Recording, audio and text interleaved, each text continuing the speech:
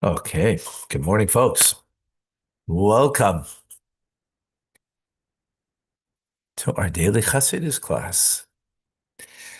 The discourse for Yutes Kislev, Hada B'Shalom, redeemed in peace.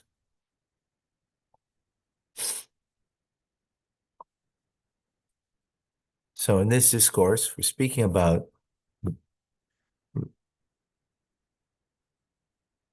redemption, even of Torah. It needs redemption.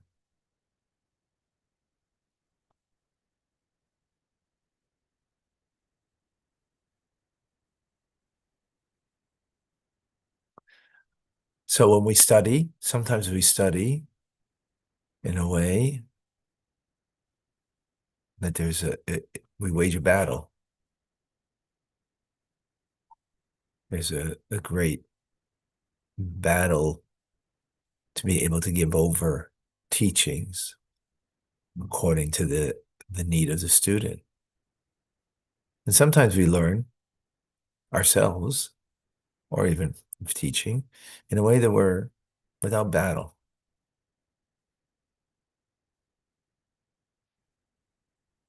Meaning, there's nothing that's interfering our learning. We're on top of the mountain, on top of the cloud, right? Walking on a cloud when we're learning. Okay. Or the material world is not interfering. My needs are not interfering. Then there is in the Torah itself also that you have the battle of Torah in the teachings itself, not just in how we approach the teachings. And both are correct. Sometimes you've got to battle it out. Got to, figure out exactly how to give over the teachings in a way that it's going to be received. And sometimes just going to be on top of the mountain, walking on a cloud. Torah itself also, you have the battle in the teachings, like the Talmud, questions and answers and debate and so on, the teachings themselves.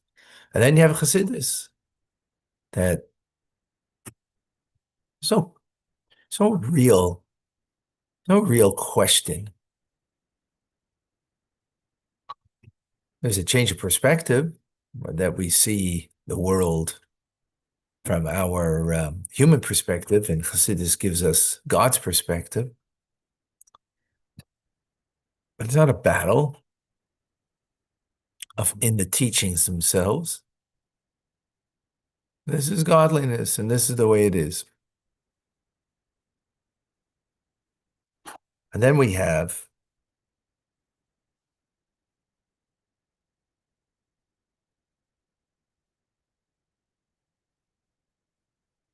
that the teachings need to be, they can be in a manner of distant or close to me.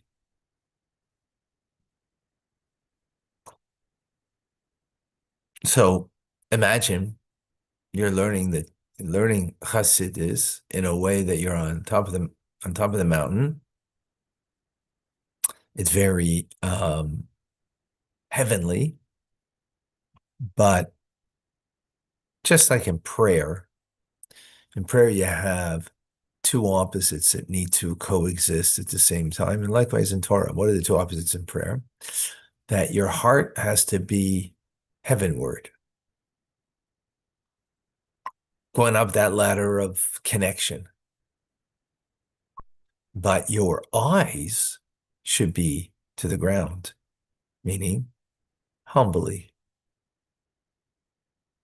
But your prayers are, God's listening to your prayers. That's like pretty on top of the mountain there. That's pretty like empowering. That's pretty awesome. And yet at the same time, your eyes to the ground, meaning you don't look up, even though when you're praying, You don't look up to heaven and like, God, get me closer. Lord, get me high. No. Yes, your heart is connected and to heaven, but yet your eyes are humbly looking down. Two opposites happening at the same time. Paradox. As we said many times, all truths come in a paradox. Well, likewise in Torah, the teachings might be lofty and just elevating the individual. And then we feel we are on top of the world. And that's the way it should be after we're learning together. That's the way I should be. Right? Chaim, chaim. Right? On top of the world. Right? Where the world and worldliness and all of my issues are not an issue. Because the Torah brings us to a lofty place with the divine wisdom of God.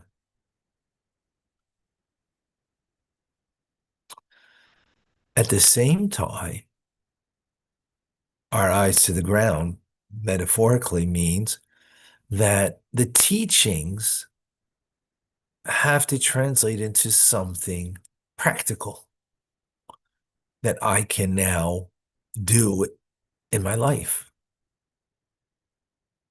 that I can, fulfill a mitzvah better.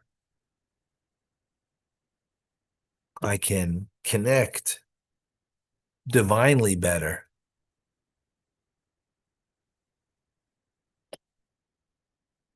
Mm-hmm.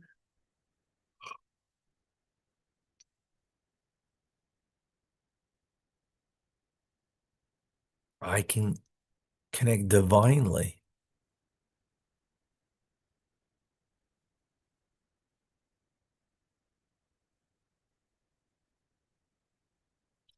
Um, Meaning practical application of whatever we learn.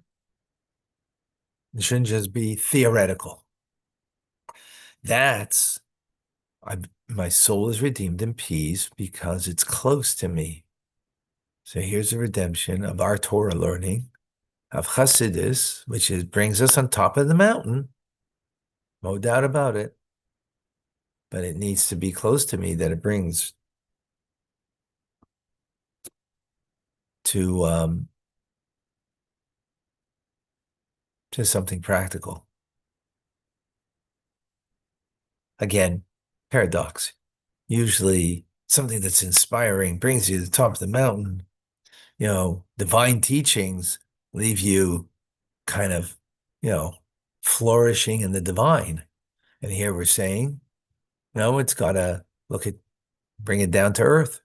It's got to be a practical application. Then the verse continues and says, ki birabim hayoimad, because the multitude were with me. What does it mean that the multitude were with me? So we gave two explanations. One is the multitude prayed with me, prayed for me. So in the historical context over here is, the Alter Rebbe was in prison, and the Chassidim prayed. They fasted. They gave lots of money to charity. It was a serious incarceration. Came all the way from the Tsar of Russia. As a matter of fact, the Tsar of Russia incognito went into the Alter Rebbe to visit him. Parenthetically, I'm saying this now. It's not part of the Maimer. And the Alter Rebbe stood up for him and said, I don't know what the term was, but greetings to the Tsar.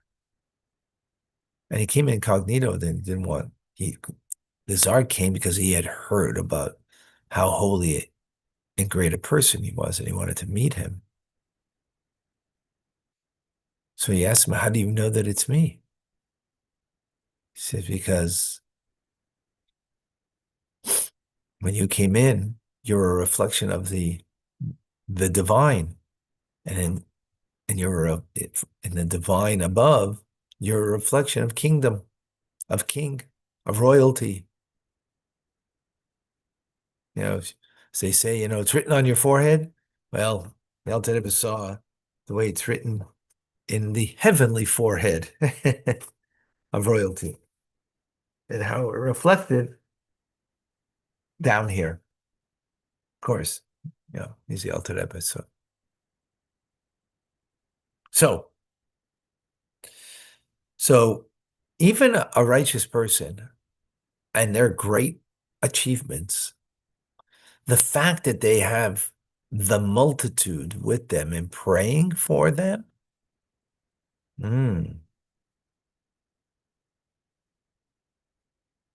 that's great.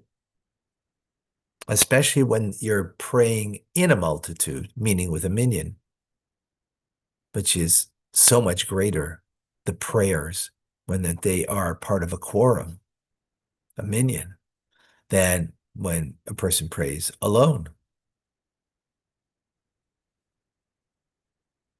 So that's the first idea, that the multitude were with me. They were with me with their prayers, praying in the multitude, meaning with a quorum, with a minyan. So what does that mean to us? Meaning,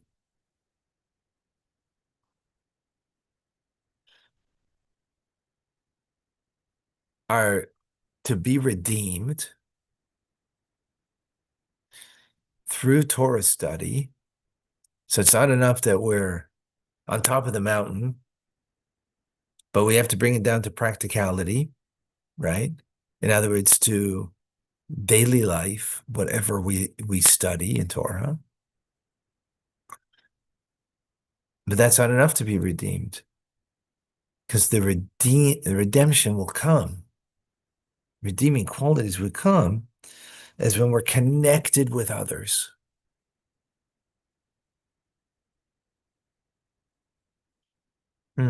Interesting.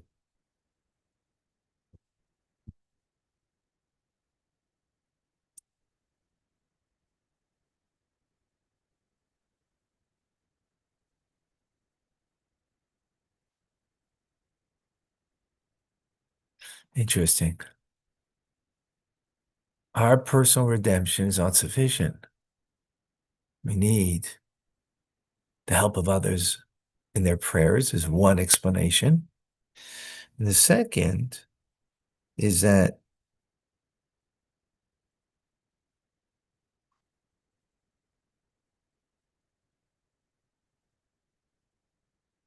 that the multitude of the Jewish people stood with me. So the first ones in prayer, they stood with me with love and devotion. Ahavas Yisrael. As in prayer, we begin the prayers every morning saying, I hereby take upon myself the positive commandment to love my fellow as myself. And that is the beginning of the prayer service. It goes and is part and parcel, is the thread that goes throughout the entire service.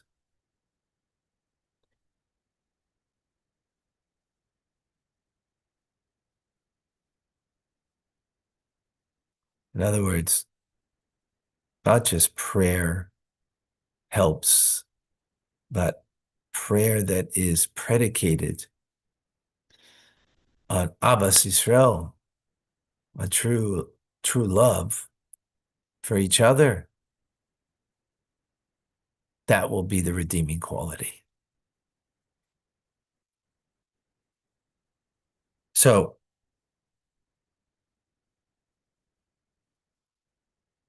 it should be that each and every one of us will do everything that is pending on us to do that of that which the Alter Rebbe was the one who was redeemed on the day of Yud Kislev, right? The 19th of Kislev, coming up in 1 week, or one week in it, to spread out the well springs outward. That the well springs were after he was in prison in Petersburg, in Russia, Petersburg, and after his release, his teachings became much more prominent, much more widespread than before.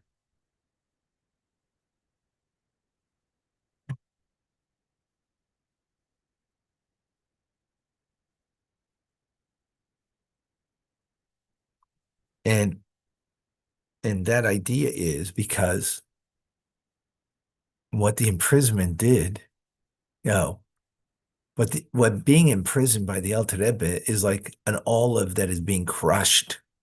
Right? Imprisonment is crushing, but what it brought out was oil, olive oil. Um, and perhaps, says the Rebbe, that's why he was 53 days in prison, which 53 is 53 chapters of Tanya, first. And also it's the word gan, which means garden. That we should spread out the teachings of the Alter Rebbe to the garden of God, this world.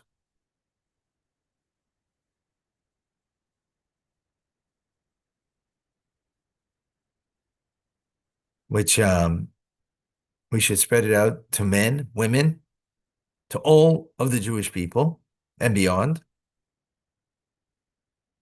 And women equally, because women are obliged equally as men in this area of Torah.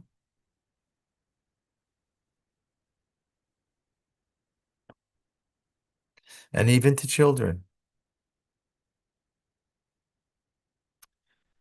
in order that they should follow the ways of God. So yeah, that's our job. So when the Rebbe said, that we have to learn and at the same time bring it down to practicality. So part of that practicality is spread out the teachings. So, we've got live, maybe 20 people that are learning. 20, maybe it's a little more that learn live, and then there's people who learn it afterwards. So each and every one of us, if we are affected by this, we have to spread it out, the teachings. And may it be Hashem's will that each and every one of us should be engaged in this in the appropriate way in the last days before of exile. And this will bring speedily, literally, with great joy and gladness of heart, that we will go in the path that has been paved for us with with the children, with the elders, with all of the Jewish people, together with ultimately of all of humanity, as the Alter Rebbe writes, in order to receive Mashiach, our righteous one.